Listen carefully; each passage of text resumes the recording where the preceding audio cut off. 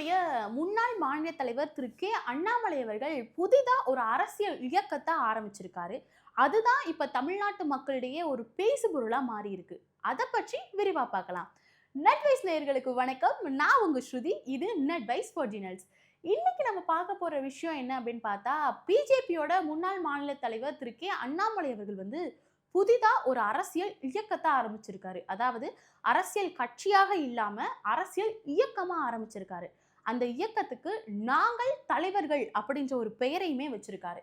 அந்த மாதிரி நாங்கள் தலைவர்கள் அப்படின்ற பெயர்ல ஒரு அரசியல் இயக்கத்தை ஆரம்பிச்சு அதுக்கு ஆன்லைன்ல ஒரு வெப்சைட்டையுமே கிரியேட் பண்ணியிருக்காங்க. அதாவது உறுப்பினர் சேர்க்கைக்காக வெப்சைட் கிரியேட் பண்ண கொஞ்ச நேரத்திலேயே கிட்டத்தட்ட 1.2 மில்லியன் உறுப்பினர்கள் நாங்கள் தலைவர்கள் அப்படின்ற இயக்கத்துல இணைஞ்சதாவும் ரிசல்ட் கிடைச்சிருக்கு. அதுக்கப்புறம் நிறைய உறுப்பினர் சேர்க்கைகள் போய்கிட்டு தான் இருக்கு. ஆனா ஏன் அவர் பிஜேபில இருந்து விலகணும், ஏன் திடீர்னு ஒரு அரசியல் இயக்கத்தை ஆரம்பிக்கணும் அப்படின்ற கேள்வி மக்களிடையே ரொம்ப பெரும்பான்மையா கேட்டுட்டு இருக்காங்க. அதுக்கான விளக்கம் என்ன அப்படின்னு பார்த்தோம் அப்படின்னா, திரு அண்ணாமலை அவர்கள் கடந்த 2020ஆம் ஆண்டுல தான் பிஜேபியில ஒரு உறுப்பினராகவே சேர்றாரு. சில காலங்கள் கழிச்சு நிறைய கட்சியில நிறைய வேலை பார்த்திருக்காரு, நல்ல பொறுப்புகள் வகிச்சிருக்காரு. அதுக்கப்புறம் தமிழ்நாட்டின் மாநில தலைவர் அப்படின்ற ஒரு முக்கியத்துவம் வாய்ந்த பொறுப்பை பிஜேபி அவருக்கு கொடுக்குது. அந்த பொறுப்புல நல்லபடியா பணியாற்றிட்டு தான் வந்திருக்காரு. அது மட்டும் இல்லாம திரு அண்ணாமலை அவர்களுக்கு ஒரு அரசியல் செல்வாக்குமே இருந்திருக்கு தமிழ்நாட்டுல. 2024ஆம் ஆண்டு மக்களவை தேர்தல்லாம் திரு அண்ணாமலை அவர்களுக்கும் பிஜேபிக்கும் உடனான ஒரு உறவுல மிகப்பெரிய திருப்பத்தை கொண்டு வந்திருக்கு. அது ஏன் அப்படின்னா, மொத்தம் தமிழ்நாட்டின் மக்களவை தொகுதிகள் 39.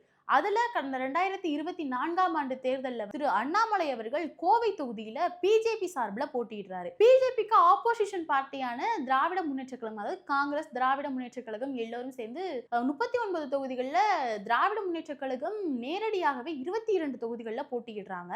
திராவிட முன்னேற்ற கழகத்தின் கூட்டணி கட்சிகள் மீதமுள்ள 17 தொகுதிகளில் போட்டியிடுறாங்க. அப்ப 39 தொகுதிகளுமே திமுக போட்டியிடுற மாதிரி தான் போட்டிட்டு இருக்காங்க. மிகப்பெரிய அரசியல் திருப்பம் அப்படின்னு பார்த்தா, போட்டியிட்ட 39 தொகுதிகளிலுமே திராவிட முன்னேற்ற கழகம் வெற்றி பெறுது. அதாவது நேரடியாக போட்டியிட்ட 22 தொகுதிகள் பிளஸ் கூட்டணி கட்சிகள் போட்டியிட்ட 17 தொகுதிகள்னு மொத்தம் 39 தொகுதிகளிலுமே திராவிட முன்னேற்ற கழகம் ஒரு மிகப்பெரிய வெற்றியை பார்க்குறாங்க. அண்ணாமலை அவர்கள் போட்டியிட்ட கோவை தொகுதியில தோல்வி அடைகிறாரு. தோல்வியை பெற்றதுக்கு அப்புறம் பாஜகவுக்கும் அண்ணாமலை அவர்களுக்கும் இடையேயான உறவு அப்படின்றது கொஞ்சம் கொஞ்சமா சலனத்தை பார்க்க ஆரம்பிச்சிருக்கு.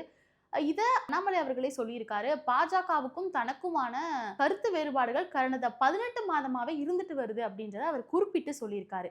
இதன் காரணமாகவும் தான் இப்போ அடிப்படை உறுப்பினர் பதவியிலிருந்தே விலகி ஒரு தனி அரசியல் இயக்கத்தை ஆரம்பிச்சதற்கு முக்கியமான காரணமாக பார்க்கப்படுது. மாநில தலைவர் அப்படின்ற ஒரு முக்கியமான பொறுப்பு வகிச்ச திரு அண்ணாமலை அவர்கள் கடந்த 2025ஆம் ஆண்டு அந்த பொறுப்புல இருந்துமே விலகுறாரு. அதுக்கு சில அரசியல் ரீதியான காரணங்களை சொல்றாங்க.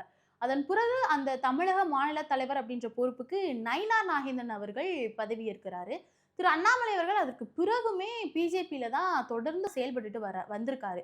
இப்போ கடந்த ஜூன் 2ஆம் தேதி அதிகாரப்பூர்வமாக அபிஷியலா பிஜேபியுடைய தேசிய தலைவர் நிதின் நவீன் அவர்களுக்கு அபிஷியல் ரிலீவிங் லெட்டருமே கொடுத்திருக்காரு. அதாவது அடிப்படை உறுப்பினர் பதவியிலிருந்தே வெளியேறுறேன் அப்படின்னு சொல்லி தானே போய் ஒரு லெட்டர் கொடுத்திருக்காரு. இத தேசிய தலைவர் நிதின் நவீன் அவர்கள் ஜூன் 5ஆம் தேதி தான் அக்செப்ட் பண்ணிக்கிறாரு. ஜூன் 5ஆம் தேதியில இருந்து திரு அண்ணாமலை அவர்கள் அதிகாரப்பூர்வமாக பிஜேபியில இருந்து வெளியேறாரு. விலகின உடனே பிரஸ் மீட் கொடுக்கிறாரு. அதுல தான் புதிதா ஒரு அரசியல் இயக்கத்தை ஆரம்பிச்சிருக்கேன் அப்படின்னு, அதாவது அரசியல் கட்சியாக இல்லாமல் அரசியல் இயக்கமாக ஆரம்பிச்சிருக்கதா சொல்லியிருக்காரு.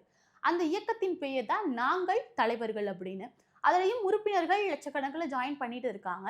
ஆனா மக்களும் செய்தியாளர்களும் எழுப்பிய கேள்வி என்னன்னா, நீங்க அரசியல் கட்சியாக ஆரம்பிக்காம அரசியல் இயக்கமாக ஆரம்பிச்சிருக்கீங்க, இது எப்படி பார்ப்பது அப்படின்னு கேட்ட கேள்விக்கு திரு அண்ணாமலை அவர்கள் என்ன சொல்லியிருக்காரு அப்படின்னா, தற்போதைக்கு அரசியல் இயக்கமாக ஆரம்பிச்சிருக்கோம். ஏன்னா இது ஆரம்பிச்சதற்கான முக்கியமான நோக்கமே யாருமே அரசியல் தெரியாமலோ இல்லை ஒரே வேட்பாளரோ ஒரே பொறுப்பாளரோ இருந்துடக்கூடாது அப்படின்றதுக்காகவும், எல்லோருக்கும் பயிற்சி வழங்கப்பட்ட பிறகுதான் வேட்பாளராகவோ அல்லது இதர பதவிகளுக்கோ இடம் உண்டு அப்படின்றதையுமே தெளிவா சொல்லியிருக்காரு.